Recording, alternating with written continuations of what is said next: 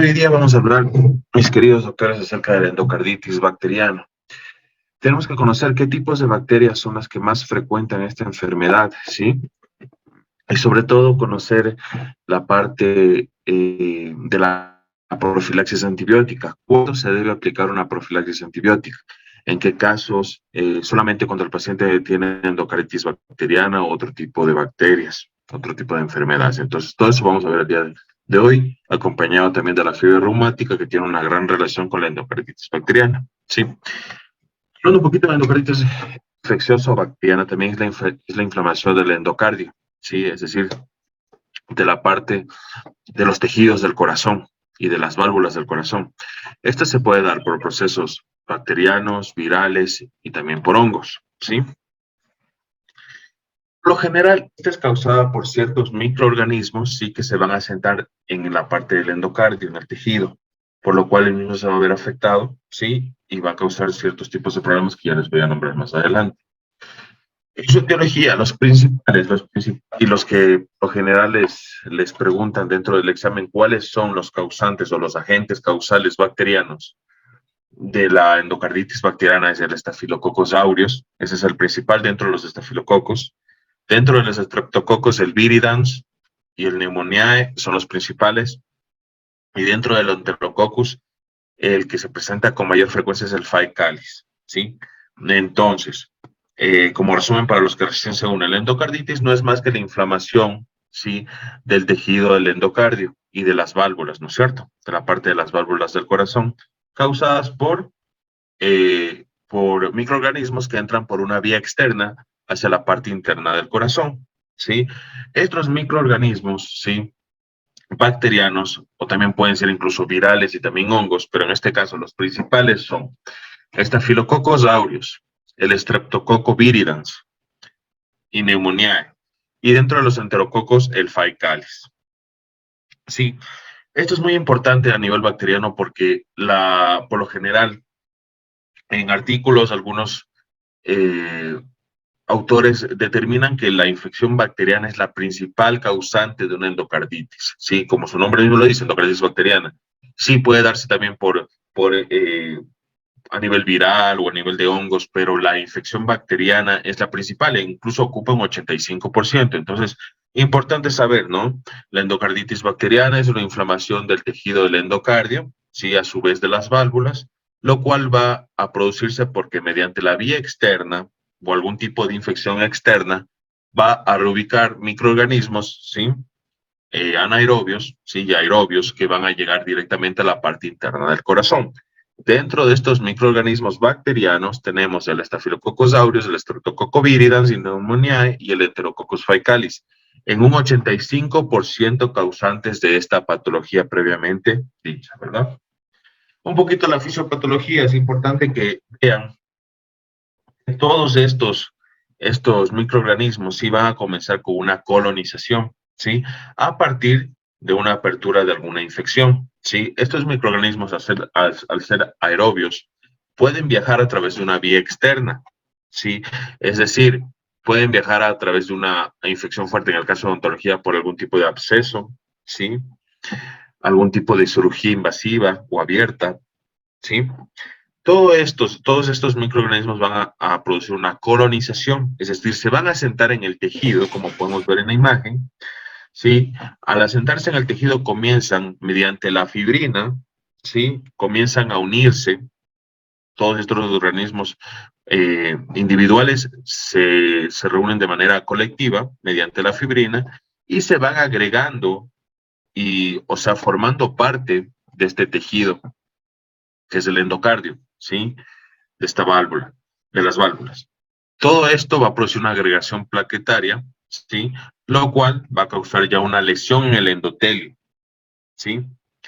Que bueno, más adelante va a someterse a una cicatrización, ¿sí? Entonces, para que quede claro, todos estos microorganismos bacterianos, ¿sí? Llegan por una vía externa de infección, una vía bastante agresiva, cirugías abiertas, algún tipo de patología médica, puede ser pulmonar, cardíaca, ¿sí? En el caso de odontología, por alguna cirugía compleja. algún tipo de absceso. Todos estos organismos viajan por la vía externa, ¿para qué? Para asentarse, sí, en el endotelio. Dentro del endotelio, sí, estos organismos individuales, pongamos así, estos microorganismos individuales, van a formar una colonia, producen la colonización, que mediante la fibrina va a producir una agregación plaquetaria. Al producirse una interacción entre las plaquetas y la fibrina y los microorganismos, van a producir una lesión endotelial, ¿sí? La cual cicatriza, pero no está resuelta de manera completa, ¿sí? La endocarditis, como les decía, es una infección que afecta por lo general al endotelio. Sin embargo, también puede afectar a diferentes cámaras del corazón o hacia las válvulas, ¿sí? Ahora, ustedes me dirán, ¿qué es lo negativo de esta infección? Esta infección eh, perjudica el torrente sanguíneo, ¿sí? ¿Por qué? Porque esta enfermedad va directamente al corazón. Al dañar el endotelio o algún tipo de válvula, ya no va a haber la misma irrigación en el torrente sanguíneo, por lo cual esta va a producir coágulos, ¿sí? Es decir, pongámosle así, esta enfermedad es una de las que va y rompe los vasos sanguíneos y rompe las válvulas, ¿sí? Al romper todos estos vasos sanguíneos y, y válvulas, ¿sí? Se desprenden coágulos que van a tapar las arterias, coágulos que van a tapar las válvulas, incluso las vías sanguíneas del organismo, ¿sí? Por lo tanto, al atacar directamente al corazón, se perjudica la sangre y la sangre no tiene un correcto flujo a nivel del torrente sanguíneo. Si el torrente sanguíneo se encuentra averiado, en este caso dañado, porque no tiene una buena circulación, se van a producir coágulos. Estos coágulos, además de que ya van a ser un obstáculo en el torrente sanguíneo, van a ser enviados a órganos importantes como el cerebro, ¿sí? Los pulmones, riñones, vaso y demás órganos, ¿sí? Entonces, ese es el funcionamiento, ¿sí? Hasta ahí está más o menos claro un poquito de cuál es el funcionamiento de las bacterias para poder causar esta patología. ¿Está claro hasta ahí? Perfecto, entonces, ¿sí? Ahora, profilaxis antibiótica. ¿Cuándo hacerla y a quién hacerla? ¿Sí? Porque tenemos que tener en claro cuándo tenemos que realizar una profilaxis antibiótica y cuándo no. En el caso de nuestra profesión de odontología, ¿no es cierto?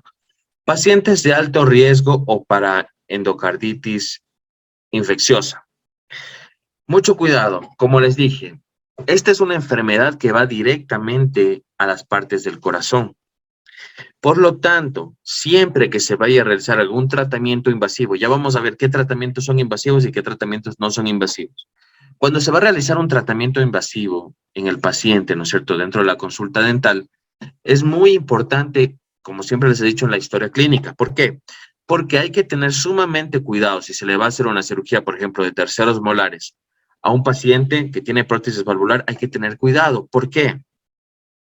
Porque al tener prótesis valvular, la parte del corazón, ¿sí? Ya se encuentra intervenida, digamos así. Y un mínimo descuido, ¿sí? Un mínimo descuido, por eso es importante la profilaxis, puede producir algún tipo de daño. Sí, entonces, se debe tener mucho cuidado y se debe, de ley, realizar una profilaxis antibiótica en pacientes portadores de prótesis valvulares, en pacientes con una historia previa de endocarditis infecciosa, es decir, que ya hayan tenido la endocarditis, pacientes con enfermedades congénitas, ojo, otra cosa importante, pacientes con defectos cardíacos congénitos. Un punto importante, había una pregunta que decía que un paciente con enfermedad, con endocarditis infecciosa, no, con trasplante de corazón llega a la consulta. Pero hay una pregunta que te dice, ¿desde los cuántos meses no es necesario hacerle una profilaxis antibiótica al paciente con trasplante de corazón? ¿Sí? Y te ponían periodos de tiempo. Para un paciente que asiste a consulta y que tiene trasplante de corazón, para no hacerle ningún tipo de profilaxis, ¿sí? Y estar seguros, tiene que por lo menos ir de 6 meses a 12 meses, ¿sí? Ya, chicos, entonces, importante ver esto de los... ¿a quién se le va a aplicar esta profilaxis antibiótica, sí?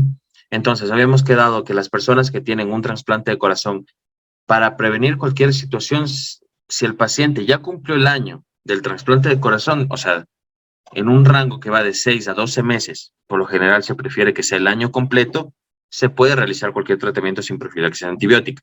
Pero si el paciente ya tiene menos de ese periodo, es importante realizar una profilaxis antibiótica. Ahora, procedimientos bucales que requieren una profilaxis antibiótica, ¿sí?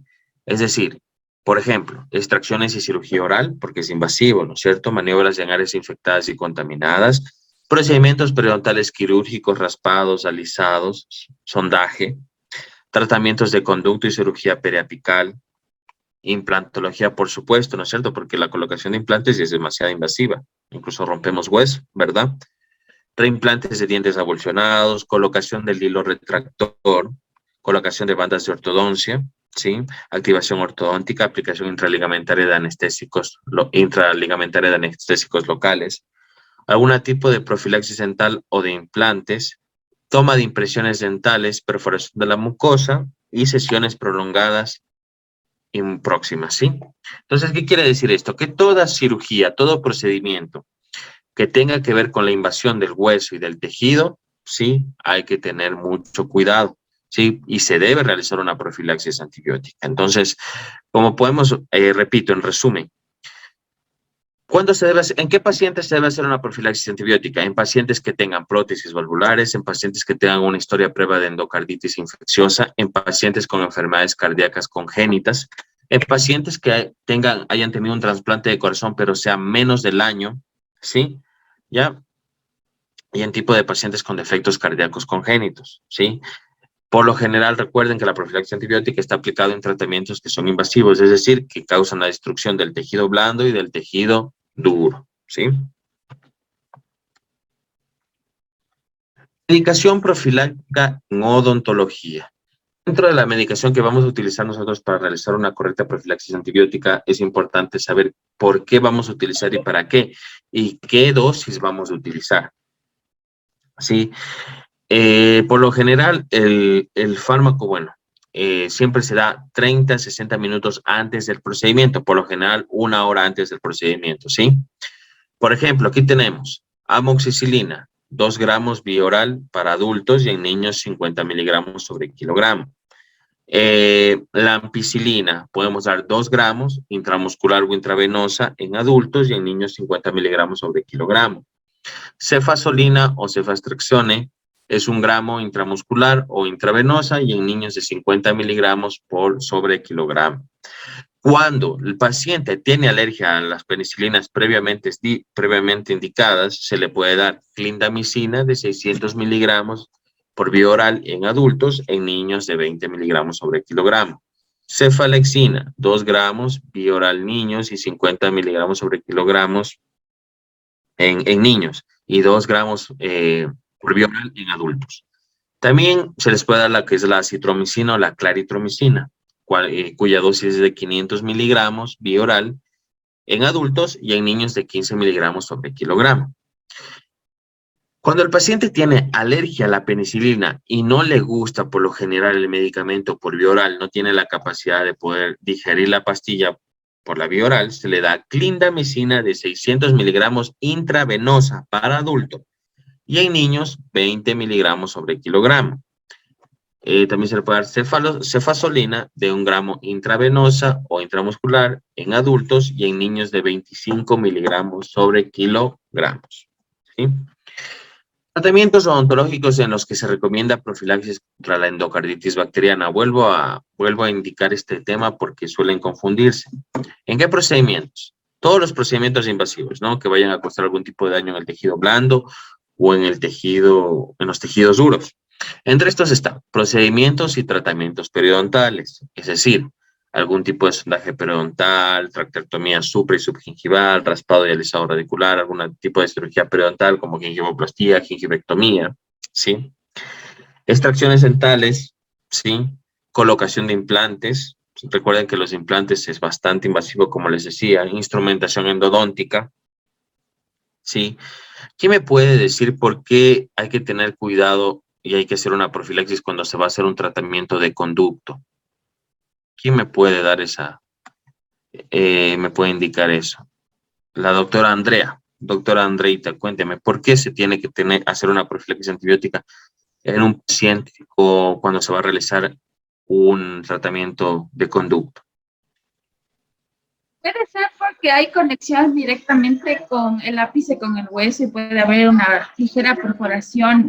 Bueno, nos podemos como que sobrepasar al momento de estar instrumentando y existe ya el contacto con el hueso. Exacto. Perfecto, doctora Andreita, muchas gracias.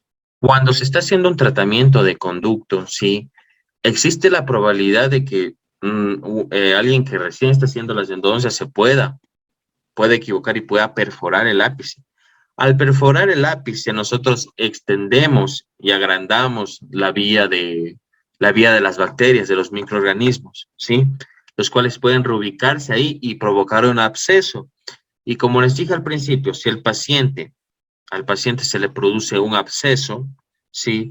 Esto, y peor si el paciente ya tiene problemas a nivel del corazón o todos los que ya les había indicado antes, podemos generar una vía externa para la infección del endotelio de las válvulas del corazón, ¿verdad? Entonces, por eso se tiene que tener bastante cuidado al momento de instrumentar. Igual, la colocación de algún tipo de membrana, si alguna membrana, o incluso el injerto de hueso, el injerto de membrana.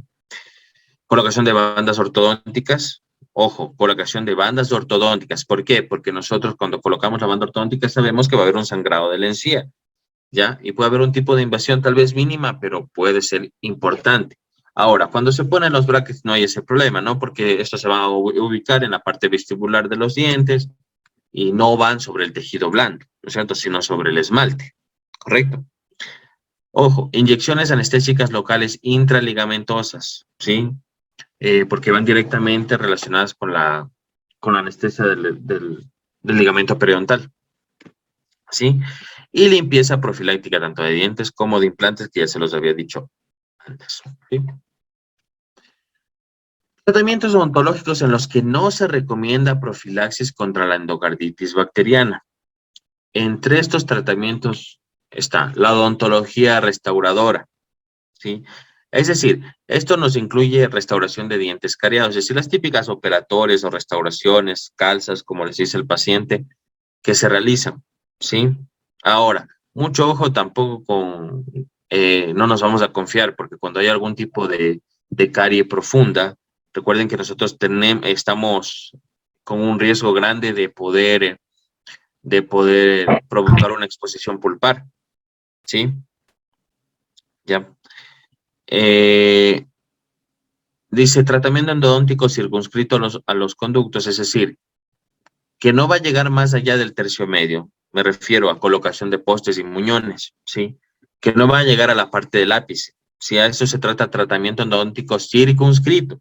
Es decir, si alguna pregunta que les pongo en el examen está de colocación de poste, el paciente se va a colocar un poste, se le debe realizar profilaxis antibiótica o alguna situación. No. ¿Por qué? Porque no está en juego la parte del ligamento periodontal y del ápice, ¿no es cierto?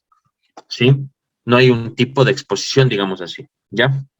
Colocación del dique de goma, no es necesario hacer una profilaxis antibiótica. En el caso de toma de impresiones orales, mucho ojo. Toma de impresiones orales, pero las típicas con alginato, eso, ¿verdad? Y para pacientes que se van a hacer algún tipo de prótesis, pero si vamos a hacer una prótesis implanto soportada o vamos a hacer unas impresiones de implantes, recuerden que por lo general incluso hasta hilo retractor se utiliza, por lo tanto hay que tener mucho cuidado. Toma de impresiones orales, las generales, o sea, las comunes, ¿sí? Fluorizaciones tópicas, algún tipo de radiografía intraoral, ajuste de aparatología ortodóntica, es decir, por ejemplo, cuando en la parte de los aparatos ortopédicos, al momento que estamos ajustando algún Hawley, ¿sí? Estamos acomodando algún aparatito. Sellado de dientes y retiro de puntos tras la cirugía. Es decir, si nosotros ya cogimos puntos, por eso esperamos un tiempo de cicatrización, para lo cual no se debe hacer ningún tipo de profilaxis, porque ya el tejido está cicatrizado, solo es para retirar puntos. ¿Sí? Esos son cuando nosotros no tenemos que utilizar una profilaxis antibiótica. Sea el paciente haya tenido endocarditis, el corazón defectuoso, no importa. estos procesos no requieren de una profilaxis antibiótica, ¿sí? Recuerden que por lo general la profilaxis antibiótica es sobre todo para preservar la salud de personas que ya tienen patologías importantes, ¿sí? Que ya han sufrido, por ejemplo, algún tipo de paro cardíaco, algún tipo de aneurisma, algún tipo de problemas a nivel respiratorio y así, ¿no? ¿Está claro en cuanto a la endocarditis bacteriana? Algo que no hayan entendido, pregúntenme nomás porque es importante que pregunten para aclarar alguna idea, alguna situación.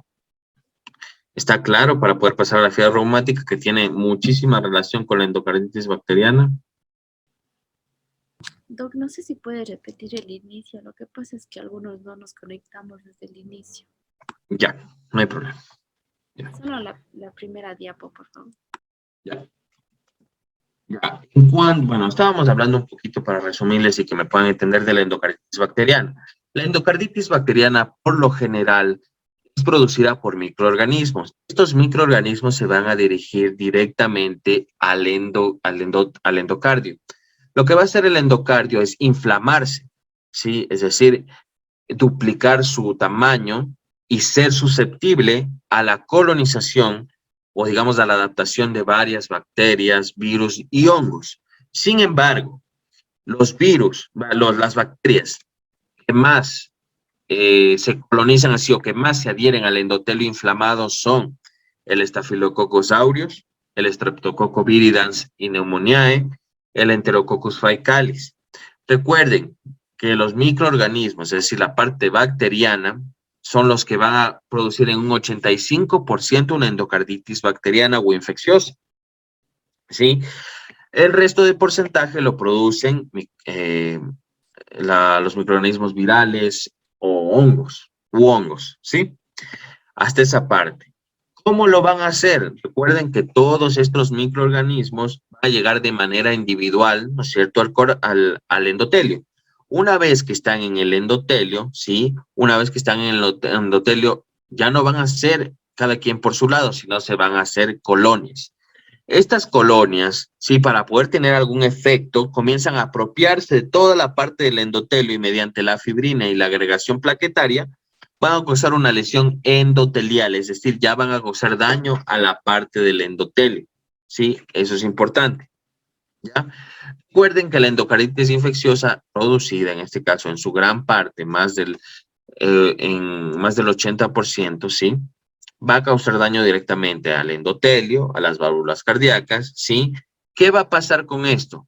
Al momento nosotros de atacar a la central, digamos así, a la central de energía, en este caso, de producción de sangre, que es el corazón, ¿sí? Ya no se va a producir una sangre de calidad, lo cual no va a permitir que haya una correcta circulación por el torrente sanguíneo. Al no haber una correcta circulación por el torrente sanguíneo, se van a formar coágulos. Estos coágulos pueden obstaculizar las entradas hacia las arterias, ¿no es cierto? Sí, y pueden producir pues paros cardíacos y demás. ¿Por qué? Porque estos coágulos no se quedan ahí en el torrente y ya. No, estos coágulos se dirigen directamente a organismos como el cerebro, pulmones, riñones y demás órganos, ¿sí? ¿Está claro cuándo es lo que es una endocarditis? ¿Está más claro, Mila, me parece que me dijo? Sí, Doc, gracias. Ya.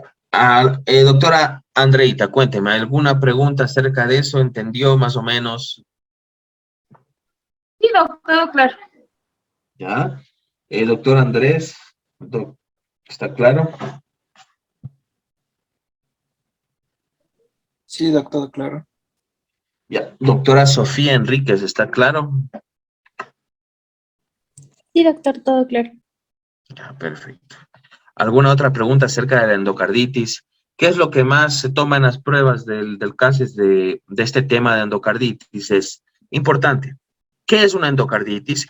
¿Qué microorganismos van a producir? Ojo, que les pueden preguntar, dentro de la endocarditis infecciosa, ¿cuál es el microorganismo dentro del grupo de los estafilococos que causa que se produzca esta patología? Por eso les digo, dentro de estos grupos que yo les he puesto, los más importantes. Les acabo de decir los más importantes. ¿Qué otra pregunta es que se hace dentro de esto? qué tejido afecta directamente, hemos quedado al endocardio. Les van a poner casos clínicos de pacientes que llegan con prótesis valvulares o pacientes que llegan con algún antecedente de endocarditis bacteriana o algún trasplante de corazón o defecto congénito. Mucho ojo con eso, ¿ya? Y si se debe o no realizar profilaxis o remitir a su médico de cabecera. Otra parte fundamental es la medicación profiláctica, es decir, ¿cuánto se va a dar? Y eso es clave, eso siempre preguntan. Si llega un paciente que tiene defectos congénitos cardíacos, llega a la consulta y se va a realizar una cirugía de terceros molares, ¿cuál es nuestro protocolo? Sí, a nivel de farmacológico, ¿no? Nuestro protocolo va a ser que si el paciente no tiene ninguna alergia a la penicilina y se le hace fácil el consumo de medicamentos a nivel de la vía aérea u oral, ¿no? En este caso la vía oral, se le da amoxicilina, 2 gramos, ojo, esto se apunte, 2 gramos por vía oral, ¿sí? 1 hora antes del procedimiento, eso en adultos. Y en niños, 50 miligramos sobre kilogramos 1 hora antes del procedimiento, igual por vía oral. Ahora, ¿qué tienen que aprenderse? ¿Qué pasa cuando el paciente es alérgico a esta penicilina? Se le da clindamicina. Igual, recuerden que todos estos, igual, 600 miligramos vía oral 1 hora antes. Siempre va a ser 1 hora antes, ¿sí? Hay un rango de 30 a 60 minutos, pero lo recomendable es que sea 1 hora antes de cualquier tratamiento cuando se va a realizar una profilaxis antibiótica. Eso es lo que preguntan en cuanto a esto de la endocarditis, ¿sí? ¿Está claro para poder pasar ya al siguiente tema? Sin que tenga otra pregunta de la endocarditis. Alguien que no haya entendido algo, que me diga, porque si no después ya me ha de estar preguntando cuando ya esté acabando el otro tema. Entonces, ¿alguien que me pueda decir? Ya. ¿No hay ninguna pregunta, seguro? Vamos con este tema bastante relacionado a esta endocarditis bacteriana que se conoce como fiebre reumática. Esta fiebre reumática no va a ser más una infección que se va a dar por una faringitis, provocada por una faringitis, y provocada por algo que tienen que aprenderse de memoria, un microorganismo importante. Primero, es un padecimiento inflamatorio, ¿sí? Que se produce a través de una enfermedad, de una patología que se conoce como faringitis, ¿sí? Estas bacterias van a ir directamente y van a causar daño a nivel de las articulaciones, del corazón, del sistema nervioso central y tejidos celulares subcutáneos. Ojo, esta infección o este daño al corazón es producido por el estreptococo beta hemolítico del grupo A. ¿Sí? Ojo, eso apunten. ¿Por qué? Porque es pregunta de examen. Siempre les preguntan, ¿cuál es el causante de la fiebre reumática? ¿Sí? Y les ponen otros nombres. Incluso les ponen estreptococos, estafilococos, pero el estreptococo beta hemolítico del grupo A. Ese es el causante de una fiebre reumática. ¿Sí? Por lo general, mucho ojo, la fiebre reumática suele presentarse en niños de 5 a 15 años. ¿Sí? ¿Ya? ¿Cómo va a ser de esta manera? A partir de que se produce ya, a partir de que ya se produce, como vemos en la imagen de la izquierda, se produce ya la faringitis, ¿sí? Todos estos microorganismos, los estreptococos beta hemolíticos del grupo A, van ya a colonizar y van mediante las células T, ¿sí? Ya van a producir una adaptación a la parte de los tejidos de la faringe, ¿sí? Al adecuarse a los tejidos de la faringe, ¿sí? Como ustedes saben, es una vía directa hacia la parte estomacal, ¿no es cierto? Hasta la parte de nuestro esternón. Entonces, es importante saber que una vez que estas se adhieren a la faringe, recorren todo ese tejido hasta llegar a los tejidos adyacentes del corazón, ¿sí? Y lo que van a producir son, sobre todo, problemas. Si se van al pericardio, pericarditis. Si se van al miocardio, miocarditis. Si se van al endocardio, endocarditis. ¿Me entienden ahora dónde está la relación? Esta puede ser una segunda opción para que se produzca una endocarditis, ojo, pero por lo general, ¿sí? Si se va directo al corazón, como ya se los había dicho, las patologías que va a producir con mayor prevalencia son la miocarditis y la pericarditis, porque son los dos principales tejidos del corazón que va a atacar el estreptococo beta hemolítico del grupo A. ¿Está claro? Ya, es decir, para la endocarditis bacteriana estaba el Staphylococcus, el Streptococcus, ¿no es cierto? El Enterococcus faecalis. Esos son los que producen la endocarditis, ¿sí? Pero los que van a producir miocarditis y pericarditis son el Streptococo beta hemolítico del grupo A, tal cual con el nombre tienen que aprenderse, ¿sí? Entre muchas cosas que va a formar esta patología, también puede formar un tipo de nódulo de Aschhoff y pues también causar problemas a nivel de las válvulas. Esto es más medicina, ¿no? Más que odontología. Todo importante para nosotros distinguir qué está pasando. Algo importante, en endocarditis siempre va a haber algo que se conoce como ya hay mareos, hay vómitos, hay pérdida de vista, ¿sí? Dentro del cuadro de la fiebre reumática, lo primero que se va a presentar es una inflamación a nivel de la faringe, ¿sí? Si ustedes ya ven un caso clínico cuando diga que tiene algún problema de la faringe, ya es un problema medio ya relacionado a la fiebre reumática. Va a haber malestar general, astenia, adinamia, mialgias, dolores a nivel de las articulaciones, ¿sí? Incluso lo que más se presenta, como su nombre lo dice, fiebre, que sobrepasa los 38.5 grados centígrados, ¿ya? Además, a nivel, pues, digamos, interno, va a producir daños a nivel del miocardio, causando una miocarditis, es decir, va a haber una disminución de la fuerza muscular del corazón, tanto para la contracción y la dilatación, ¿ya?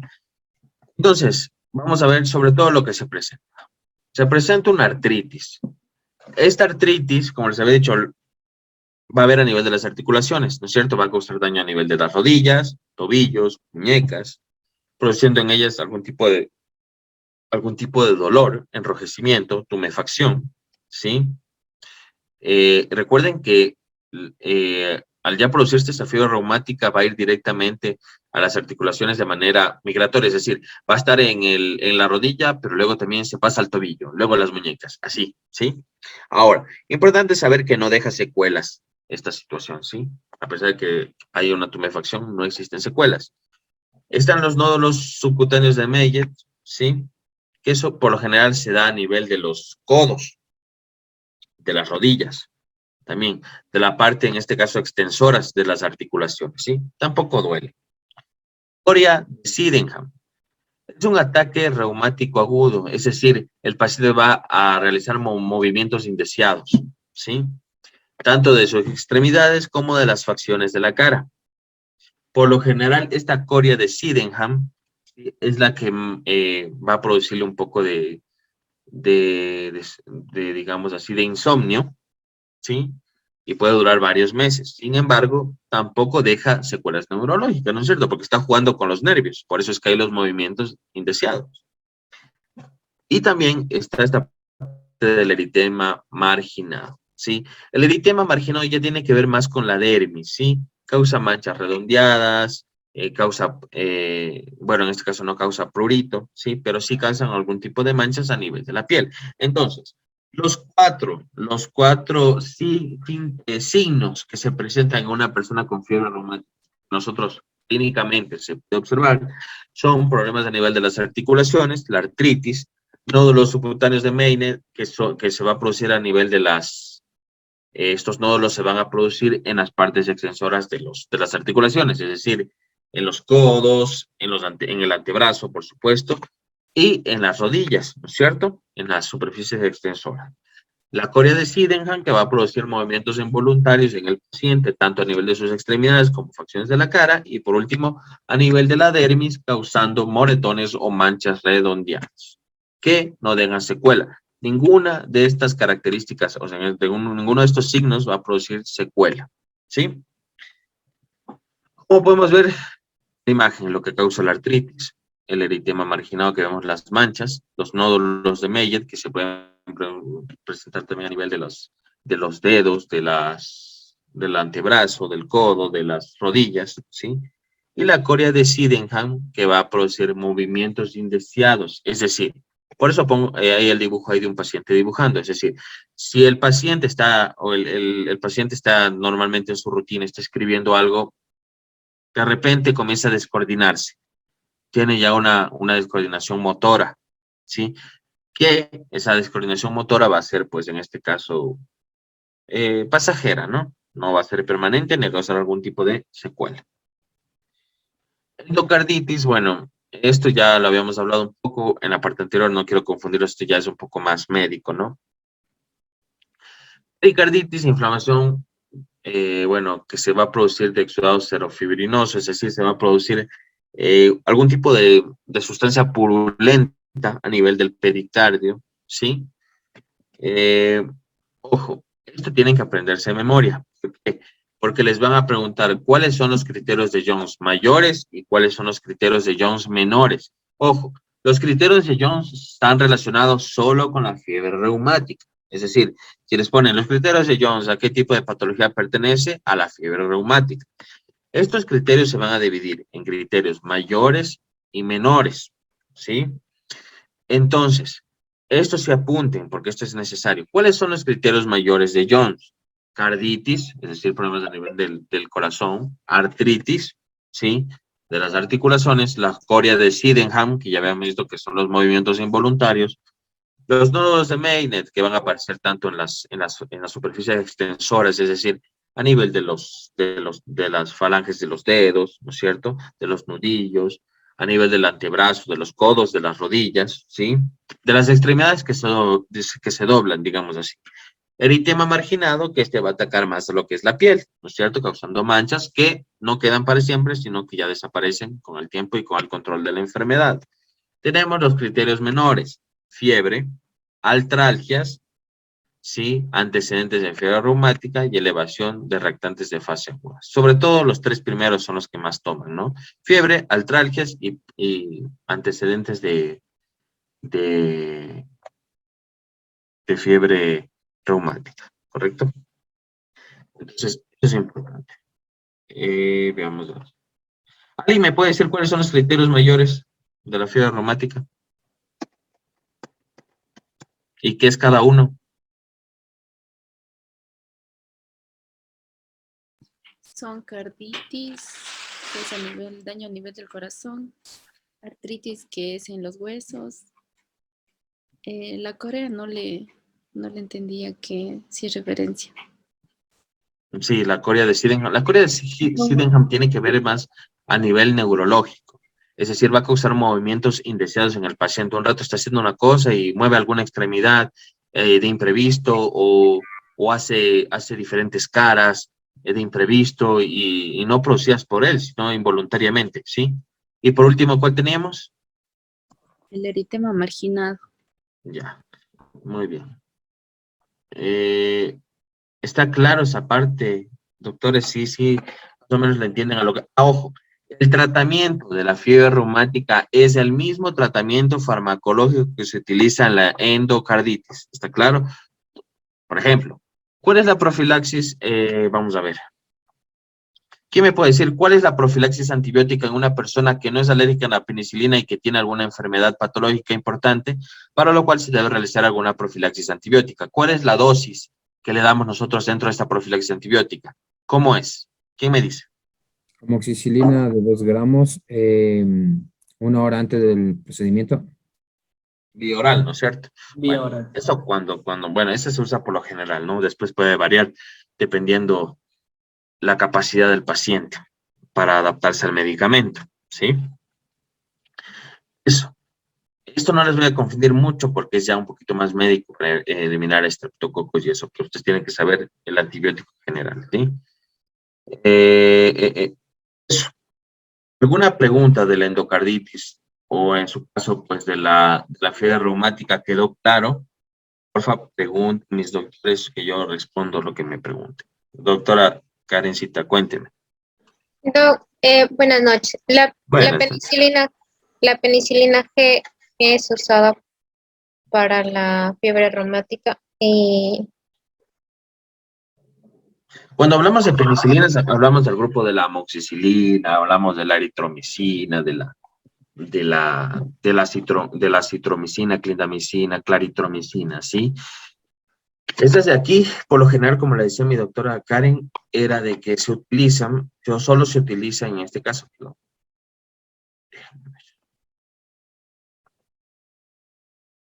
Sí, sí.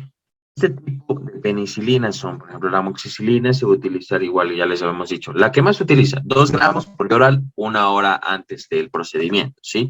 Ahora, si en un caso el paciente llega a ser alérgico a la amoxicilina, a las penicilinas, digamos así en general, ¿no es cierto? ¿Ya? Llega a ser alérgico, nosotros ¿qué vamos a usar? Clindamicina, por ejemplo, o acitromicina o claritromicina.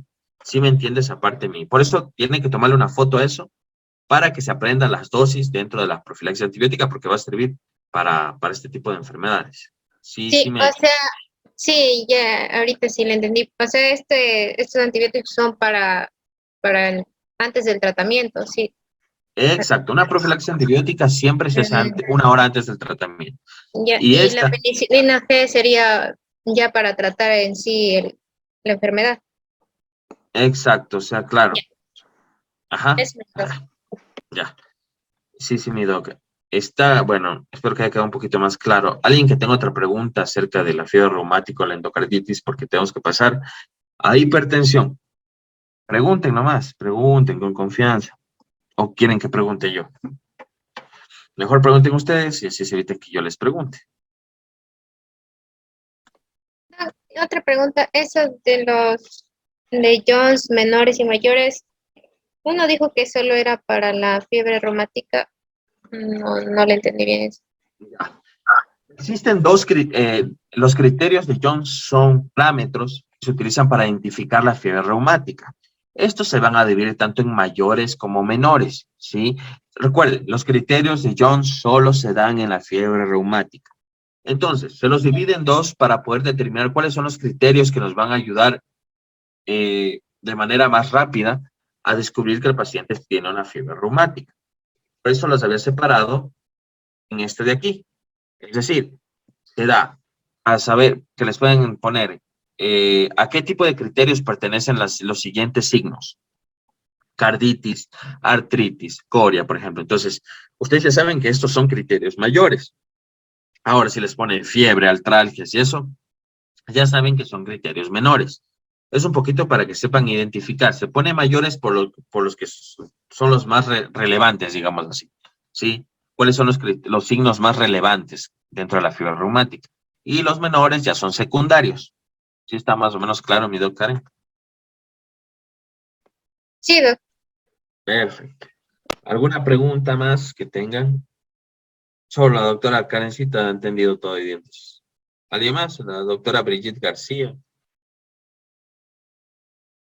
¿Está claro, mi doc? Doctor Ronaldo, ¿está claro? Sí, doc, todo bien. Ya. Si no está algo claro, yo repito, no hay ningún problema. Tienen que decirme, pero sin vergüenza. Doc, ¿Qué pasó, mi doc Marquito? Cuenta. perdón, Doc, nos decía que en el caso de la fiebre reumática afectaba principalmente a lo que es el pericardio y el miocardio. ¿En qué parte se relacionaba también con la endocarditis bacteriana? ¿Podía llegar a afectar también El el endocardio, pero, por ejemplo, pongámoslo así. Pongamos así. En un mayor porcentaje, en un 90%, la fiebre reumática va directamente al pericardio y al miocardio, en un 90%, ¿sí? Dejándole solo un 10% a la endocarditis, ¿ya? ¿Por qué? Porque este estreptococo beta hemolítico del grupo A va directamente a esas zonas, ya tiene puntos objetivos, ¿me entiende? Ya tiene dos objetivos, tiene el pericardio y el miocardio. Sin embargo, ¿por qué se diferencia? ¿Por qué no tiene tanto porcentaje en la endocarditis este estreptococo? ¿Por qué? Porque para la endocarditis ya hay el estreptococo, el Staphylococcus aureus, el viridans, ¿sí? y el Streptococcus viridans y el Enterococcus faecalis son los principales factores etiológicos, digamos así, una endocarditis, que van en un 100% al endocardio, ¿sí? Van directamente a sentarse en ese tejido. Ya tienen como objetivo estos microorganismos bacterianos irse al endocardio. Sin embargo, aquí en la fiebre reumática, el estreptococo beta hemolítico del grupo A tiene como objetivo, en su mayoría, irse a sentarse en el pericardio y en el miocardio. Por eso existe una prevalencia. ¿Sí me entendió? Sí, Doc, muchas gracias.